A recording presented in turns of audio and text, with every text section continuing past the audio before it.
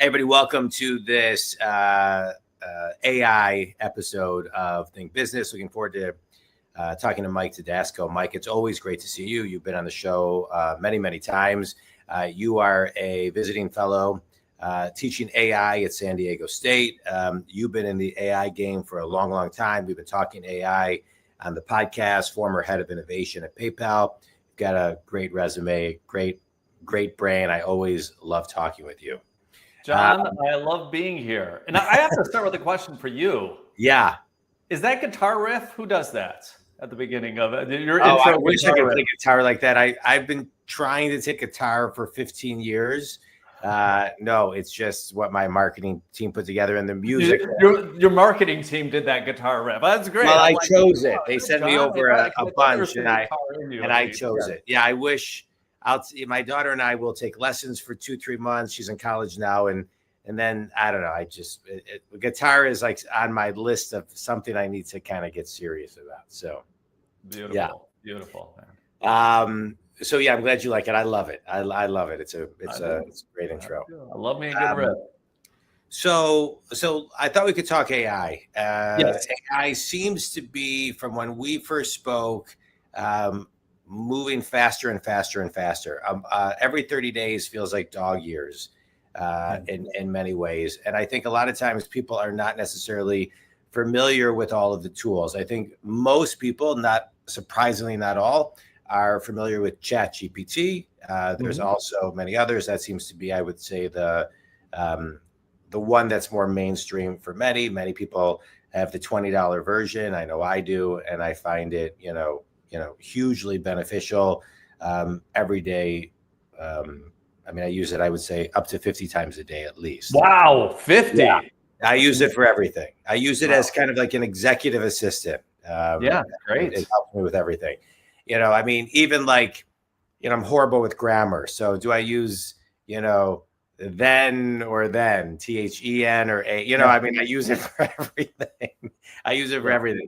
So I thought we could start today talking about kind of, a lot of tools that people need to get familiar with to help them get unstuck, to help them grow their business, to help them in business, and to help them in their life. And so, you're the professor, so I'm going to let you kind of lead. What are some of the first handful of tools that we need to know about? Yeah. I would break this up into a couple different groups. I think this will make it easier for the discussion. But I think first we're going to kind of talk about like generalist tools. These are things that could do many, many different things, like ChatGPT. Like literally, there are infinite possibilities of what you could do with something like ChatGPT. Yeah. And probably as we continue the discussion, we might get a little bit more granular to get into more specialist versions of these tools. But I think for the most part, where people want to start, where they're going to probably already in that world, it's with those type of tools. Yeah. There are three that I would say are all, kind of fighting for wherever, like who's going to be first, second, third. Yeah. But they're all pretty clearly top tier. And those would be OpenAI's ChatGPT, as you mentioned before, Anthropic's Claude, and Google's Gemini. Those three I pay at least $20 a month for. Yeah. Actually, I'm paying $200 a month right now for ChatGPT. I was paying $250 a month for Gemini for a little bit extra stuff, but I pared that back as I wasn't using some other things as much. And Claude, I just consistently pay for. We could go into the nuance there, but let's go into the nuances of each. All right, so let's talk. I didn't even know there was a $200 a month ChatGPT. Yeah. Let me explain. Let's talk about Let's start with let's go over those three. So let's talk chat.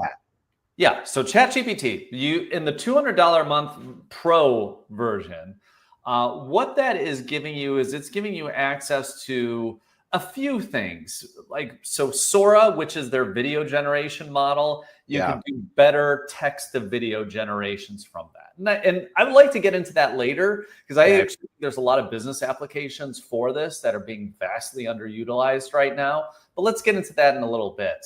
Okay. The one thing I would say differentiates, and the reason why I pay $200 a month, is for this ChatGPT Pro feature.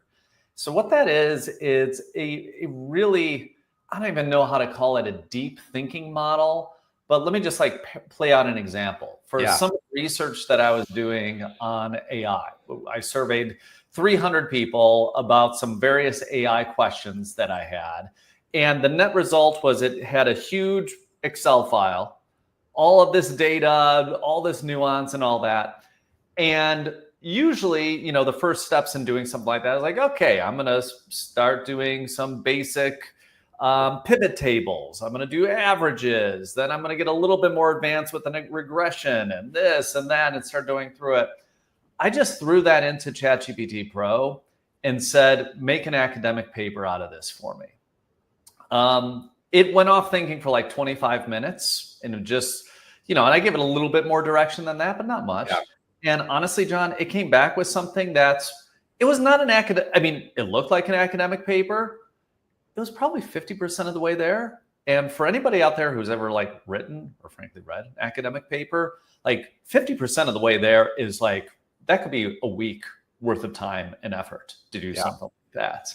And it's great. So like, it gave me a good starting point. I'm like, okay, I'm going to get rid of this. Actually, that's some really good points and I'm going to go deeper. But then I just keep going back to it and saying like, okay, here's what I now have. Now do a thorough analysis. Like you are working at Nature magazine. I need you to thoroughly critique what I have now generated and do that. And it'll go off for like 20 minutes and do that. And time is like one of the key factors there because what it's doing is it is a more powerful model, but generally speaking with all of these models universally, the more time that they spend on a problem, the more iterations they make on that problem, the better the outcome, the more human-like, the more, not even more human-like, but more like expert level of a response it is going to give.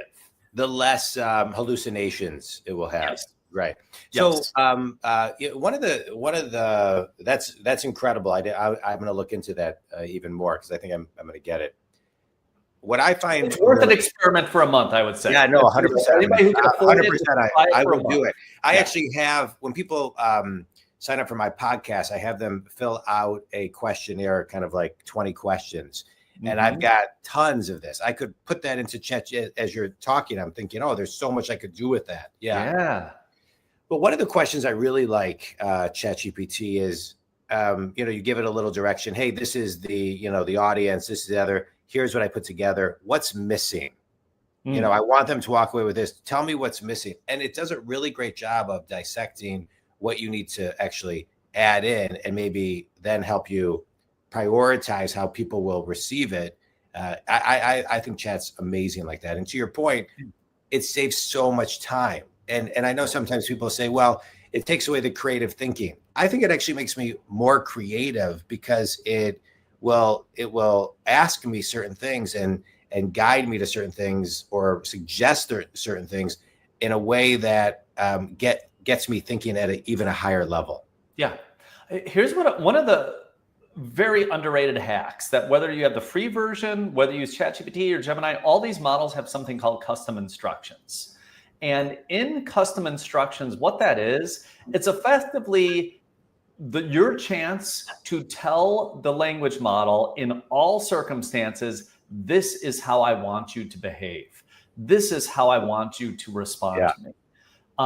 And so in my custom instructions, for example, I have basically told the models, I think I give them all, I tell them who I am, like what I do, what I want to achieve, who my family is, all this other kind of stuff. You just do this within the bot, or is there a back end place that you? It's in settings. Pretty much in all of these models, you will see somewhere in settings. It is ChatGPT within settings. You will find a section called custom instructions. They'll call it that or something different.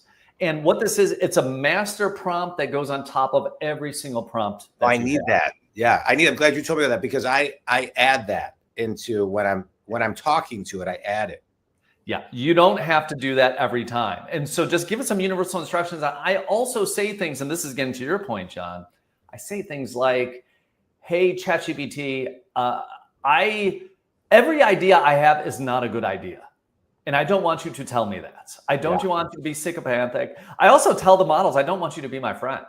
Like, you are a robot, you are not my friend.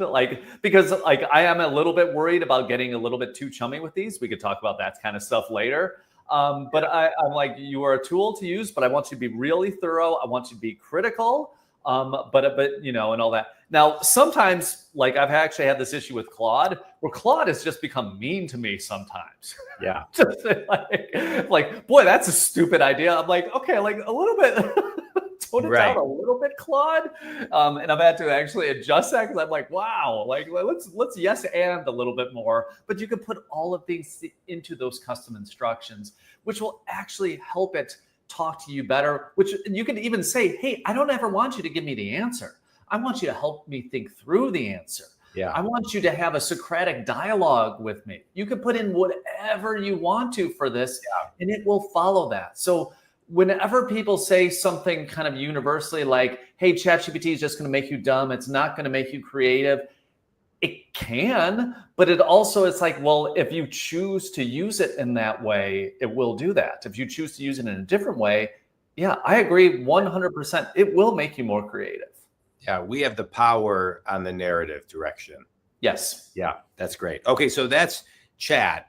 Which one of the three do you want to talk about? Yeah, let's go into let's do Claude, because I already mentioned that. So the whole history of that, just to give people a little bit of background, there was a group that was working on safety at OpenAI back in the day.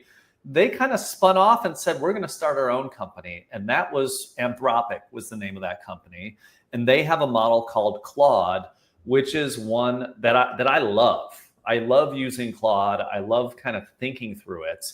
It has a really nice feature in there, which I use all the time, where you can actually train it on your own writing and your writing style. So I write a lot through my blog and many other things. And I've trained it to write like me, which then makes it so much easier when I'm asking it to be my editor, which is one of the things I often have it do for me. So I will always write a first draft of a piece by myself. I don't want any AI in there.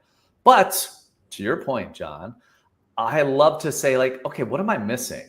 Do I have any blind spots in here? Like what else is there? I throw it in there and it comes back and gives me feedback like me. And it says, hey, you should be thinking about this, this, and this. And it ultimately knows my style as well. It knows how I like to inject humor. It knows how all this other kind of stuff, because it's been trained on that.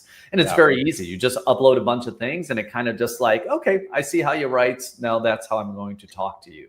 So I just want to back up for 1 second. So because there's two things I just want to kind of clarify. Yeah, please. There's the settings, and then there's the talking to it regularly and just updating it with content.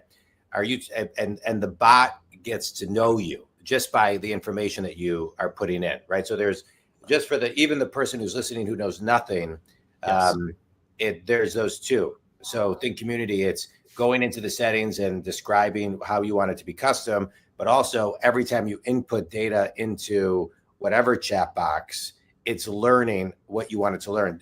Do you find that you then need to say like, hey, this is how I want you to learn, and even be very kind of, kindergarten level with it as far as how you articulate to the chat box?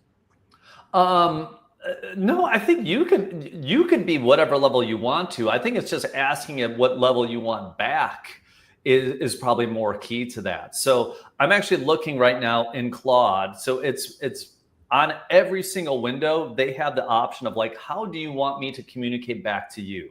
Yeah. And the set options are formal, explanatory, concise, learning, or normal. So it has 5, but again, you could create your own. And that's when like I created my own by just teaching it how I talk.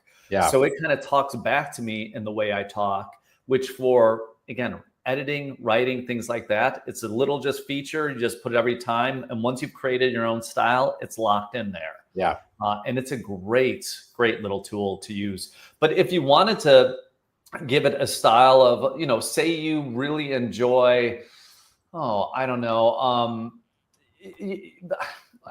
probably don't want to use a copyright material, but I'm going to use that as an example right now. Yeah. Say you love how Malcolm Gladwell talks. Yeah. Theoretically, you could put a bunch of Malcolm Gladwell stuff in there, and then it's going to give you Malcolm Gladwell like stories, Malcolm Gladwell like explanations, whatever it might be. Again, copyright issues, don't actually use that example. But there's other ways to do that, and it would follow the same patterns. Yeah, no, absolutely. Okay, good. So we got ChatGPT, we got Claude.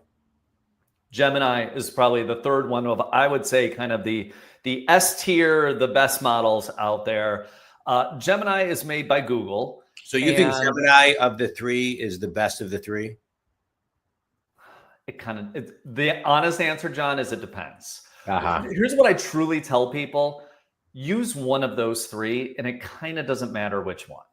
Like, they're all, like, right now, I'd say Gemini is probably the worst, but it's also probably the one that is going to have the update coming the soonest, and that's going to then make it the best. Yeah. And then the next one's going to, I mean, these three are pretty much far and ahead the best ones out there. Yeah. Now, the things that Gemini really does well today is generating images and generating videos, although ChatGPT probably even does videos a little bit better right now. But generating images and editing images, insane what it can do. Yeah. So about a month ago, it updated its image generator to something that they're calling Nano Banana. Don't know where the name came from, but like that was the code name, and they just kind of stuck with it. Yeah. So in this Nano Banana model, you could put in any type of prompt and it's going to generate an image. I think we're all familiar with that. The thing with this Nano Banana model is you can give reference material brilliantly, and it's going to take that reference material and transform it in whatever way you're describing. Yeah. So for example, I have a website where I have a cartoon image of myself presented throughout that website. Is it the same? Every image you see on that website is AI generated. Is it the same one you have on your LinkedIn profile? My LinkedIn profile, and even if you go to tedasco.com, where I just kind of keep everything. And people can see this. Just go to all the pages. This was all generated in Nano Banana, where I was basically saying, hey, and again, part of Google Gemini. So if you just go to gemini.google.com, you'll see this. I was like, okay, take this character, and now, because I do humor writing, among the things I do, I want a bunch of people staring at me while I'm laughing really hard in a room, and did a couple versions of that. Boom, stuck it on my website, and just iterated again and again with the same character. And honestly, the consistency is really good. Again, just go to that website. You can kind of see all the examples there, and you can do that for yourself. It doesn't have to be a cartoon character. John, if you wanted to have a picture of yourself standing in front of an exploding volcano, it's going to do that really well. It's going to, just upload a picture of yourself, say, okay, now volcano exploding in the background, blah, blah, blah. Or you can even say, okay, here's a picture of myself. Here's a picture of a, Los Angeles Lakers jersey. Put that on me, and then stick me in this place. And you can do all of those things, and it's combining those for you. It's really Photoshop is, Photoshop's a difficult tool for people to learn and to learn to do well. This is getting you 95% of the way there, because you can even do small edits within this. You could say, hey, that corner doesn't look right. Can you change that? And it'll keep everything else 100% consistent, and just edit that. If you're doing business, again, for your own personal branding, for logos, for product shots, all this kind of stuff, you could be doing in this, $20 a month tool with amazing accuracy. It's amazing. It's amazing. There's all these studies that, now is the first time in history where you can have a company with one person or less than 10 people and become $1 billion company. And you see how it can happen with all of the technology today and the cost of technology. I mean, it's no longer, I remember when flat screen televisions came out, to get a flat screen was $10,000, $20,000. Now you can get them for, $100 or $200. I mean, it's amazing. All right. So we have these three versions. Okay. So before we go on, I have a question. Yeah. Because I think someone at this point who's familiar, maybe not as familiar, at this point, they're thinking, wow, where do humans fit in? Right. So you're a visiting fellow at San Diego State. You're teaching AI. Yeah. Someone may say, well, in a year, Mike, can't the professor be an AI professor? Yeah. Where do humans fit in today, in 12 months, in 3 years? Like, where does the human fit into all of this as it's only getting smarter and smarter? Yeah. Look, it's a great question I've thought about a lot. Yeah. For any technological shift that we've had in the past, there's been a lot of there's job displacement, and we're going to see that here 100%. When we went from a 50% agriculture economy at the turn of the last century to a 1% agricultural economy that we are today, like, it was a bumpy ride. It's not to say like, oh yeah, everybody just, they went from a farmer and they just went to work in a factory the next day. No, that's not how these things work. The thing that I actually like, things will be disrupted. You're already seeing it right now for entry-level computer science jobs, 100%.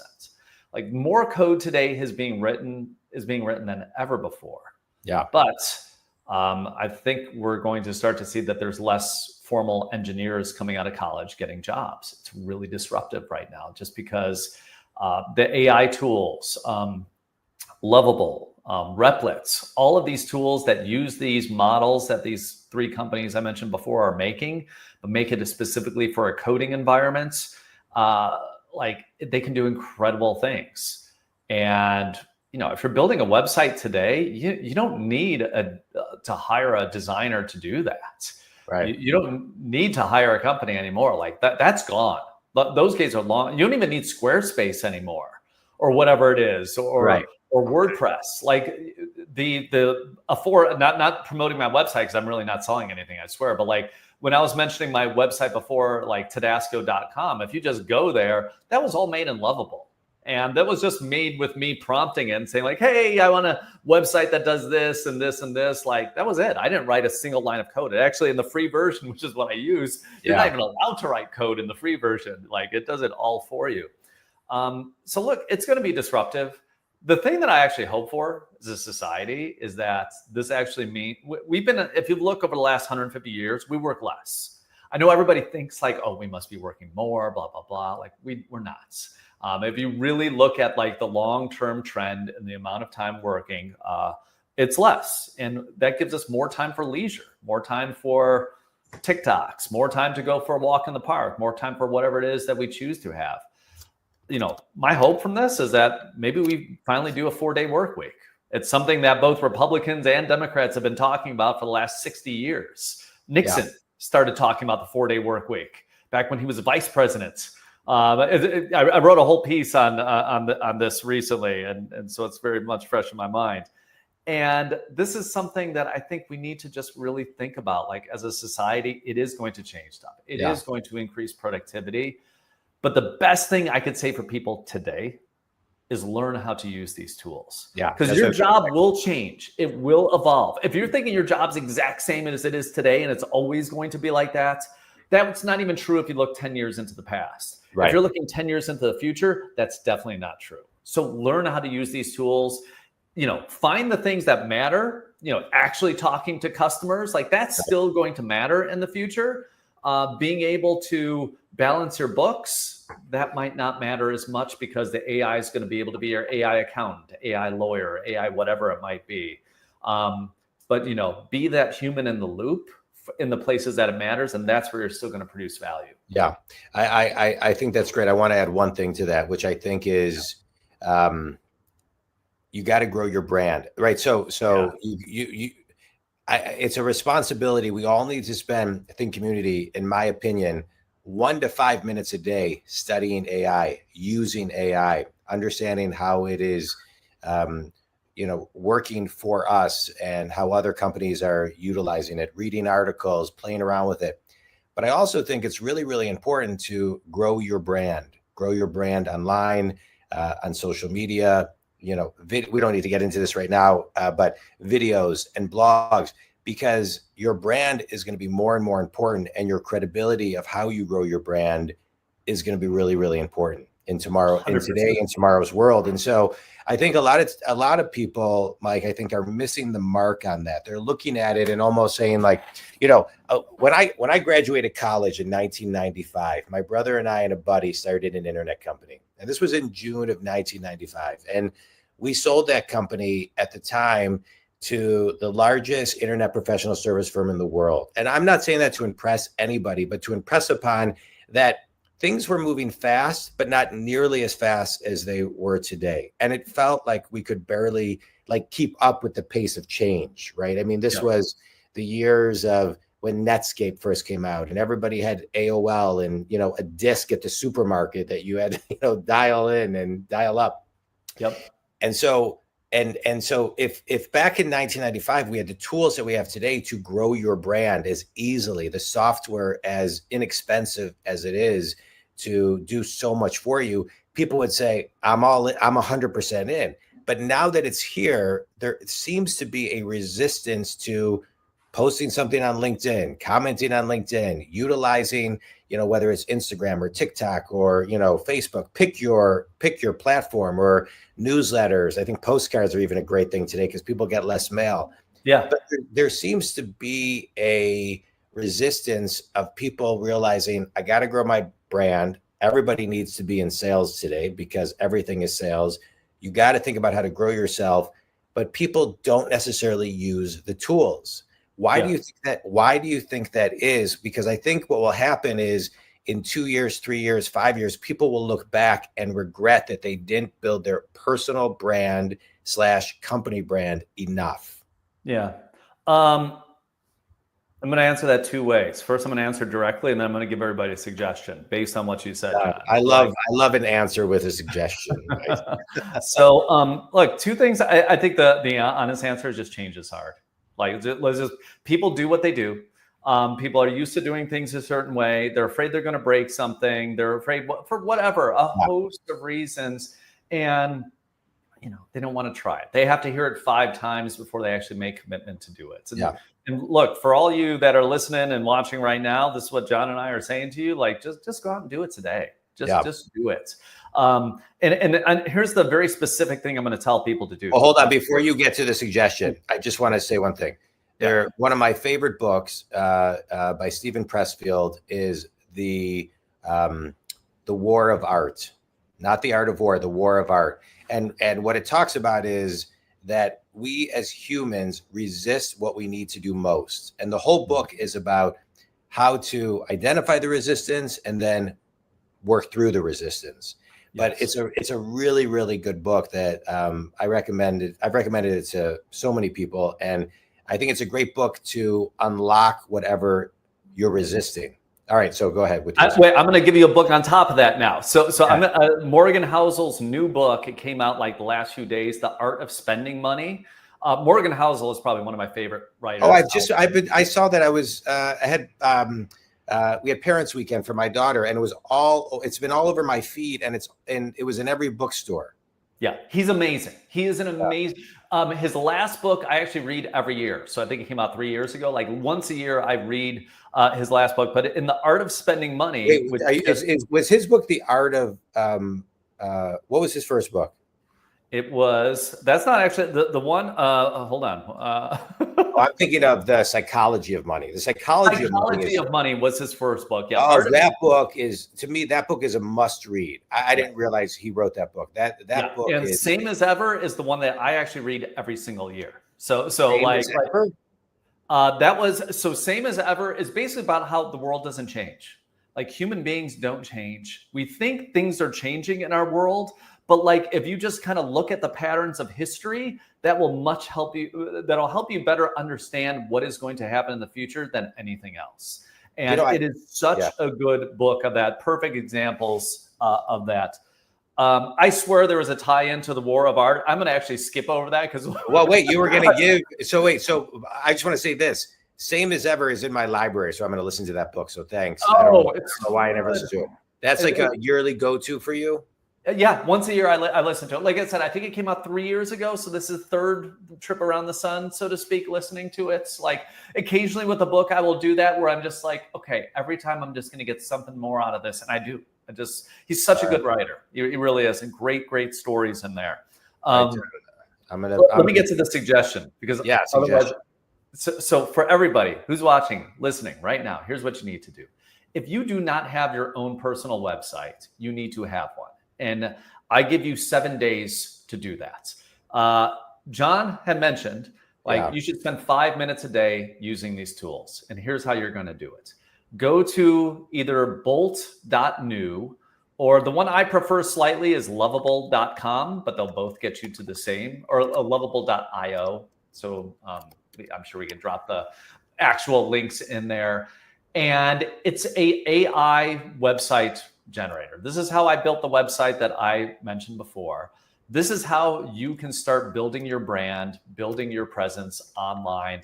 Just frankly, even building this for the language models that are going to be gobbling up all of this data and information to do that. The tools are free to use, and just start to create, what is your story? What is it that you want to tell the world about yourself? Right. Build that website that is uniquely you, about your brand, about what sets you apart, what makes you different, and all that, and have that. And honestly, in 5 minutes a day for 7 days, you're going to have a website that you're going to be able to direct people for at zero cost. You don't even have to pay for this. The free one gets you more than enough to build a personal website. So that's one way people can start doing that right now. I'm going to add 2 things to that. You talked about sharing your story. Share your backstory and where kind of the passion came from to kind of tap into your talent. On my website, in my backstory, I share how I wanted to be a business coach since I was 18 years old. My dad gave me a set of tape sets, Brian Tracy, and he said, "Jonathan, I think you'll do well in college, but I think you'll learn more from these people than you will school." And I became addicted from that point forward. And people always reference that when they get referred to me, when they call me, if they've been to my website, it's the first thing that they do. And I also share a story about how when I was 30 years old, I had testicular cancer, and how that was kind of a turning, a turning point. I was reluctant to initially kind of put that in there, but it was part of my story, and it's something that people, by the time they even call me, it's like we're more connected. Yeah. So I think that's important. I do have to ask you. So I just went into, just because it's the easiest one, I just went into Copilots, and I asked it, why did John Dwoskin become a business coach? Oh, yeah. And it says, at the year 18, just before college, your father gave you Brian Tracy's The Psychology of Success tape? Yeah. Okay. So this is another thing for people to know. This is how folks are going to be getting information in the future. So to John's point, and this is why I wanted to kind of test this live. Right. You need to put your story out there. And frankly, the best way to do do podcasts, use socials, all that other kind of stuff, but also have your own website. Honestly, like there's no reason in this day, there is literally no cost to even have one that would be a subdomain of Lovable or one of those sites. Just do it. Put your story out there, because the LLMs are going to ingest this. So when and this is all about making connections. If somebody is saying, "Hey, I was just inspired by Brian Tracy and reading some of his work," are there any business coaches out there in the world that were equally inspired by him? Because I want sort of that style, whatever it might be. What do these language models do? They make connections. So then John's name is going to be coming up to the top of that, along with anybody else who has talked about Brian Tracy as part of this. And that's the kind of thing, we're not only going to be putting ourselves out there and marketing ourselves for other people, we're also marketing ourselves for the language models themselves. Because as we get more and more information through these models, it becomes more important that, frankly, your information that you want to share is in those models, so that people are going to be able to find and discover you. And your business. Amen. All right, good. I will say one thing: if you're going to have your own website, there is a small cost. I would go to GoDaddy and get your name, your domain name of your name. Yes.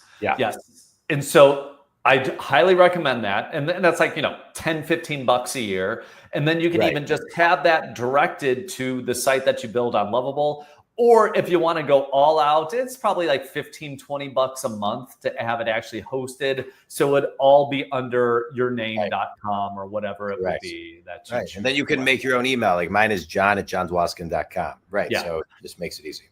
All right. Absolutely. Absolutely. All right. So we've talked about the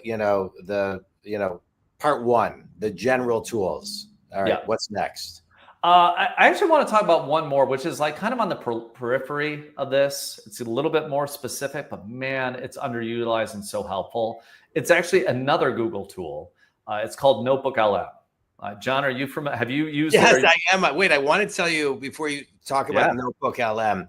So I took my, my business, my book, and which is, I'm only saying this, I'm not saying this to brag, but my book is 80,000 words. It's 20. I think it's 20,000 words too many, but my publisher wanted me to do 80,000. So I put it in Notebook LM, and in, I don't know, 3 to 5 minutes, it gave me a full podcast of 2 people talking about it. And then I did it. I have another company, which you're familiar with, Launch 3, which we're doing some exciting things about for another time, I'll tell you. And it did the same thing. It created a podcast of these 2 people that sounded completely human. Yeah. Yes. Yeah. So Notebook LM, yes, that is one of the amazing things that you can do in Notebook LM. And the only reason I just want to say this, the only reason I didn't share it, I should have called you. The only reason I didn't share it was I didn't know what the copyright elements of sharing it would be or putting it on my site. That's actually an excellent question. Yeah, I don't know. I mean, it's not going to leak. It will. So to explain the architecture for everybody. So it behaves a little bit differently than all the models I said before because it's using something called RAG, which stands for Retrieval Augmented Generation. What RAG is instead of like ingesting the entire internet, which is basically how Google and Gemini and all these things work otherwise. What Notebook LM does is it basically just ingests the files that you give it, and it's kind of trained on just referencing that directly. Yeah. So the hallucinations in Notebook LM are, it can happen. It's really, really rare. Yeah. So if you ask it a question, it is much more likely. I get it all the time. It's like, I can't find that in there. I don't know about that, whatever it might be.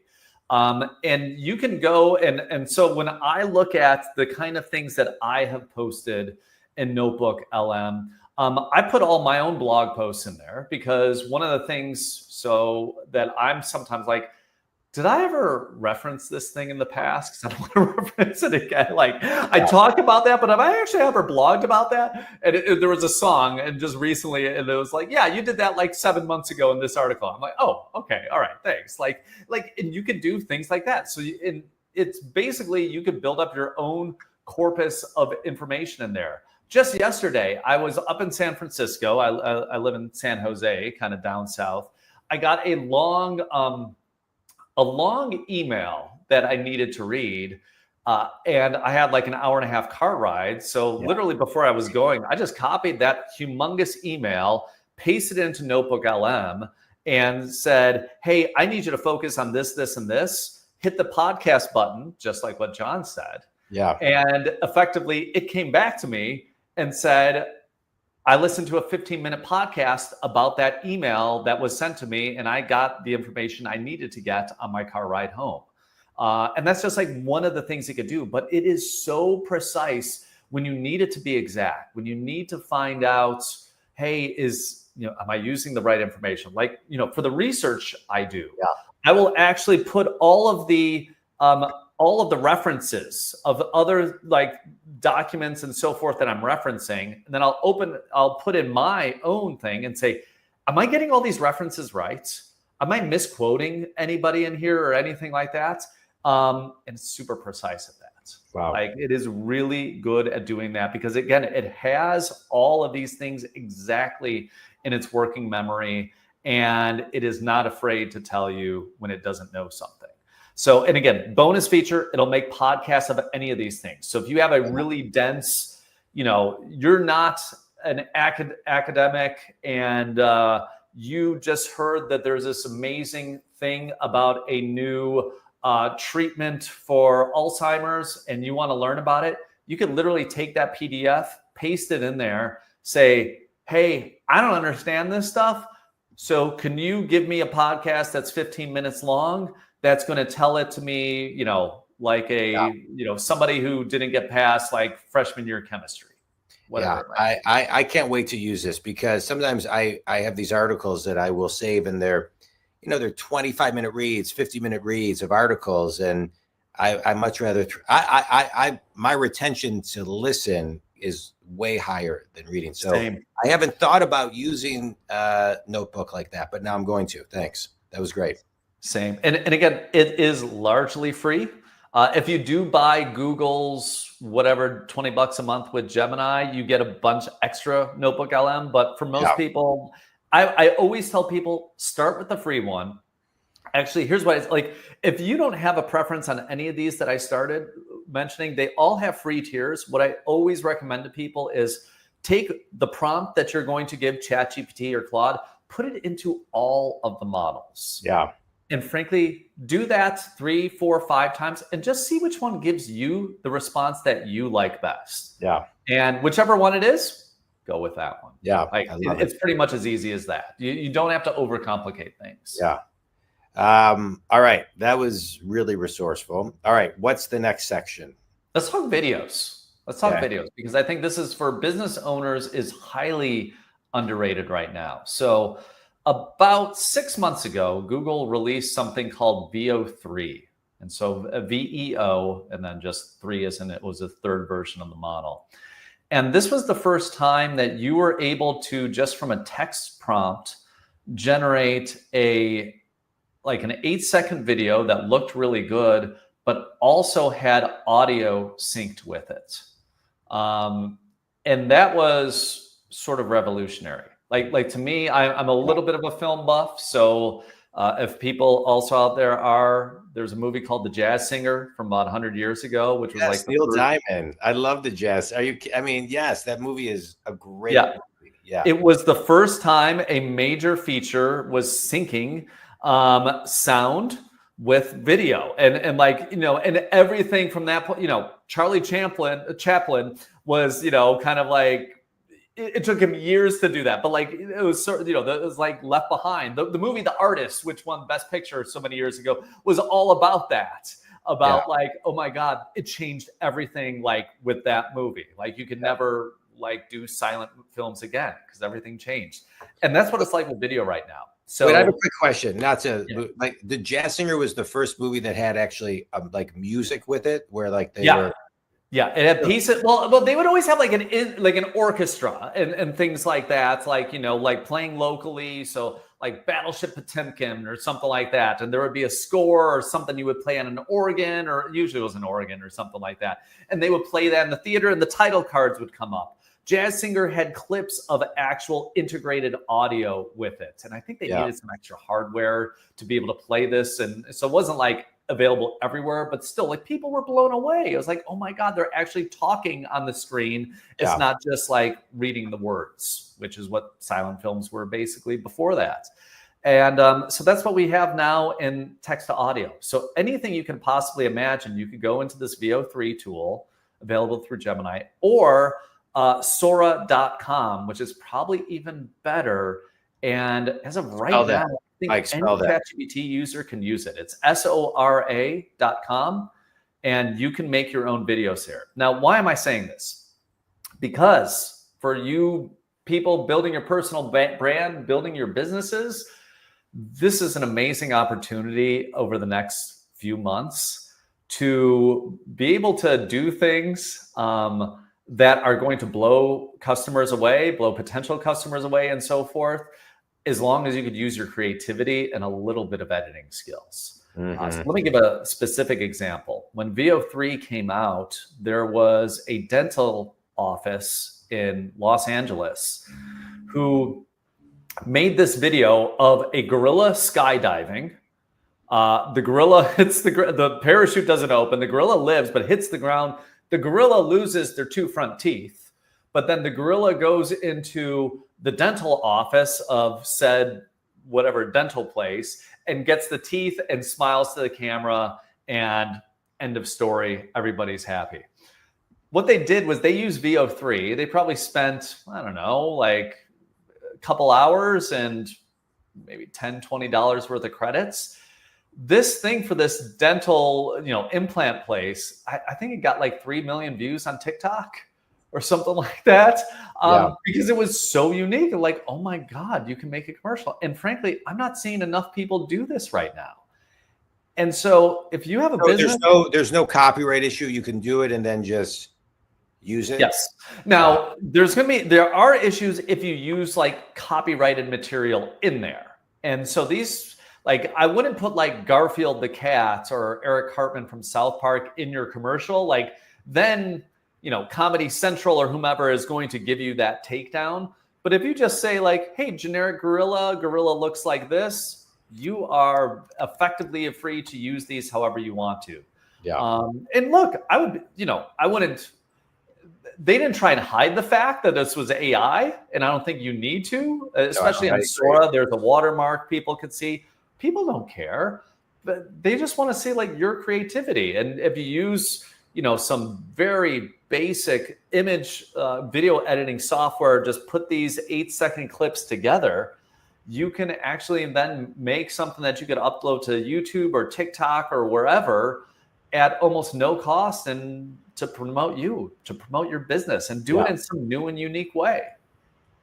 I'm also seeing people create, you're talking about some of the sites, create art, putting it on, these websites where they sell t-shirts and sweatshirts and mugs and making money doing that. Absolutely. There's so many ways to make money. Actually, I'm going to add one more on the Sora point there. Mark Cuban, who I'm sure folks all know, has a site that he talks about all the time called Cost Plus Drugs. Yeah. And so he uploaded, and anybody can do this from the iOS app that they have for Sora. You can actually upload your own face, and you could allow others to use it. Now, Mark Cuban's famous, so people are happy to put him in the videos, but he actually made it, and anybody can do this. You can do this with your own thing. Every time he's in a Sora video, his AI likeness is in a Sora video, they have to mention Cost Plus Drugs in a positive way. Like, how genius is that? That's brilliant. He's using his own likeness to promote his brand, and frankly, giving it to other people to promote it for him. Like that's a killer move. Now, I'm sure folks watching this aren't as famous or as rich as Mark Cuban, but what's the equivalent of that? Are there other things that you could do? Again, this is all coming down to your own creativity, and why, as we said in the very beginning, like, AI is here to make you more creative. It is giving you tools and access to things that used to have to be a big Hollywood studio or have millions of dollars of budget to make something that looked like a Super Bowl commercial. Now it's just on you and your own creativity and what you could do with it. Yeah. So now we're talking kind of, the general use, the video, how to use it in business, how to be creative. What else do people need to be thinking about, or what other tools? Good question. I would say, we talked about using it for like engineering and things like that. Yeah. The one other thing that I think will be interesting to folks is a lot of the other things that are built into these tools, like Claude and ChatGPT, you can actually use them much further with like integrations into your own business. So if you want to have it analyze your financial statements, one of the things I love doing is putting my taxes in there. So I get my taxes back from the accountant. I put them into ChatGPT and say, hey, did the accountant screw anything up? Or one of my killer prompts for this, I'm like, I know there's a mistake in here. Can you find it? Yeah. I actually say, I put a mistake in here. Can you find it? Now that's a lie. But I know it's going to work that much harder to try and find it when I'm specifically saying something in here. This is kind of known as a needle in a haystack. Find that for me. And so it all comes down to that. Again, don't overcomplicate things. Do more of the stuff that you need to do. Spend more time with your customers. Spend more time with your employees. All that stuff matters, but it is all of the back end stuff. where the non-value add, where you're not actually going to be making revenue, that's where you need to double and triple down on these tools. Now, I wouldn't say have ChatGPT do your taxes yet. I don't think we're quite there yet, but to have it be at least a second set of eyes, similar to like medical things. I wouldn't have ChatGPT be your doctor yet, but I think it's great to say like, hey, here's all my information. Here's what my doctor told me. Yeah. What's a different way of looking at this, or whatever the question might be. So, being that second set of eyes, being that strategic partner, being that administrative assistant, have it take on whatever role it is where you need that help in the business. Yeah. Any of these tools can be super helpful in having you do that. Let's talk a little bit about how to create your own bot. Oh, okay. So a bot for what? Say a little bit. Well, you can go to ChatGPT and create kind of like a bot that has like I have on ChatGPT. It's pretty easy. You just go and you create your own little chat box that specializes maybe in one specific thing. Yeah. So can you talk on that for a minute? Yeah. So ChatGPT or Notebook LM, you can actually do this really well, where you can. I was actually just talking to a company earlier, and they're like, "Hey, we have all of these." It was 50, 100 employees or something. Like, yeah, we have all of these we're hiring a bunch of new people. We have all these documents. They're all over the place. It's a disaster. I'm spending so much time when I have a new hire, bringing them up to speed on everything. Yeah. And I'm like, that's a perfect solution for Notebook LM. Just take all of these disparate things, put them in one little notebook in Notebook LM, and then people could just ask you questions. Hey, where do I go to check on my benefits? How are the benefits changing this year versus last year? This is my plan, whatever it might be. And again, it's scouring all that stuff and coming back very precisely. You could do that with your own business. If you're building something and you have instruction manuals, for God's sake, put all the instruction manuals into Notebook LM and just share that broadly. Open it up to anybody. Yeah. There's different levels. You could just have it for yourself. You could have it for specific email addresses, or you could just have anybody in the world do it. You can even link that from your website and say, hey, if you want to talk to an AI about, building the product that you just bought, here's this bot, here's this bot, here's this bot. And it's just pointing to a different notebook in Notebook LM. What I just described there is going to take you 15 minutes to do. Yeah. And I think some of your customers would just be wowed by that. Like, oh my God, I don't have to sift through the whole manual. I could just go ask a question like, hey, after step 4, are you supposed to put this in, on the right side or the left side? Whatever it might be. I think it's great. Yeah. So you can do those kind of things today. And again, that's basically free. Yeah. I love it.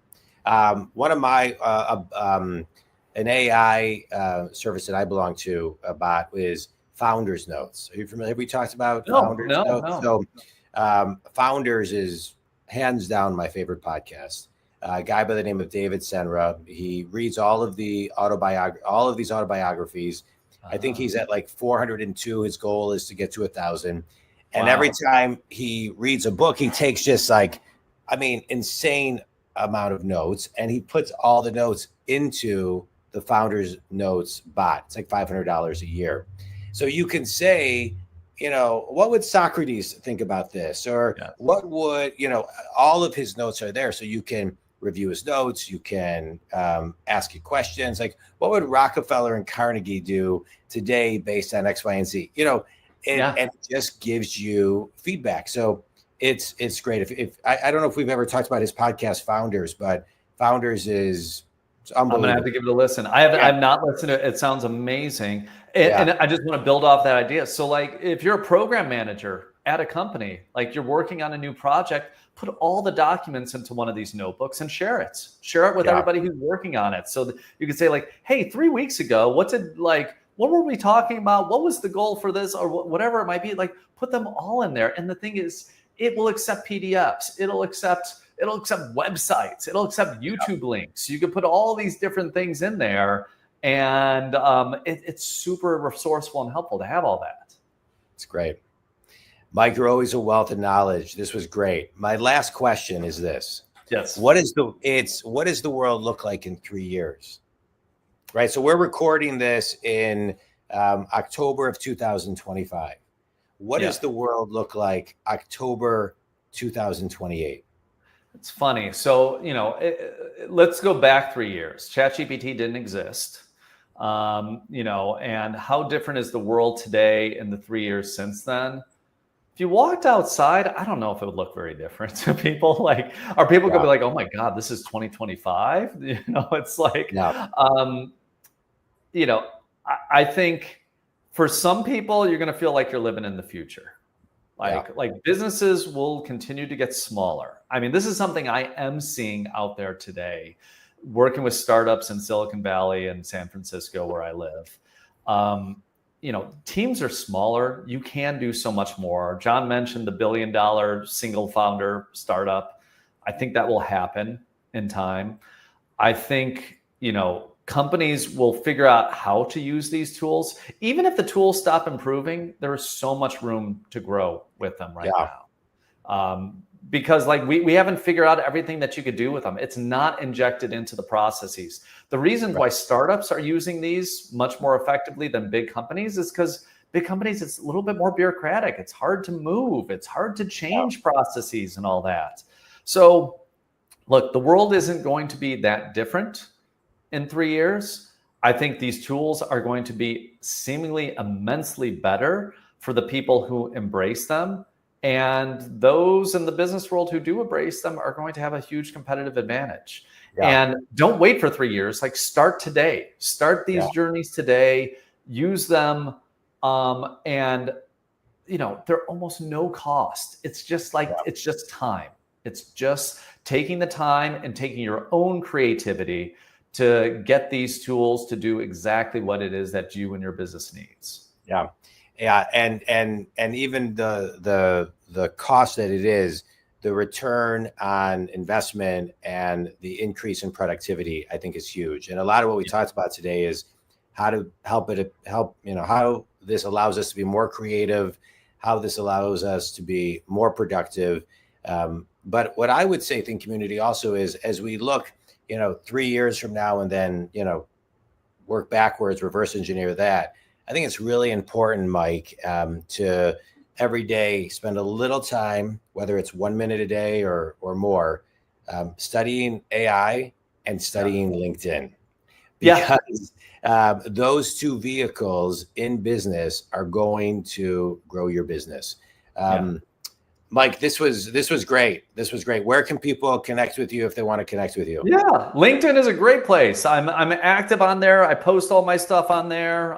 So just Mike Tedasco on LinkedIn. It's real easy to find me there. Or you can even go to just tedasco.com and it'll have all the links to all the stuff I do there too. It's great.